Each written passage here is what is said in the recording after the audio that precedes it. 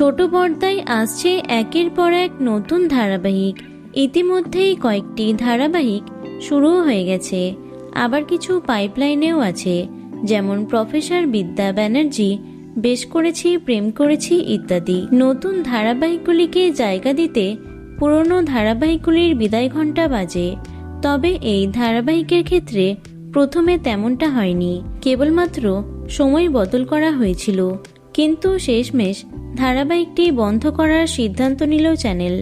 কথা হচ্ছে জগদ্ধাত্রীকে নিয়ে। প্রায় 3 বছর ধরে সগৌরবে চলছে এটি।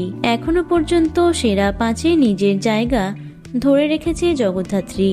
প্রথমে নতুন মেগা বেশ করেছি, প্রেম করেছির জন্য নিজের জায়গা ছাড়তে হয় জগদ্ধাত্রীকে। সন্ধে 7টার স্লট থেকে 7:30টার স্লটে চলে আসে জগদ্ধাত্রী। তবে সপ্তাহ ঘুরতে না ঘুরতেই মতবদল হলো কর্তৃপক্ষের। এবার জগদ্ধাত্রীর স্লটে এলো আরও এক নতুন মেগা, তারে ধরি ধরি মনে করি, যার মুখ্য চরিত্রে রয়েছেন অভিনেত্রী পল্লবী শর্মা এবং অভিনেতা বিশ্বরূপ বন্দ্যোপাধ্যায়। আগামী 15ই ডিসেম্বর থেকে প্রতিদিন সন্ধে 7:30টায় সম্প্রচারিত হবে এটি।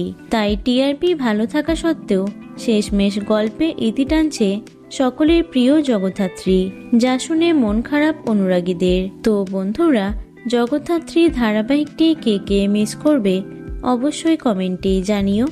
ভিডিওটি লাইক এবং শেয়ার করো।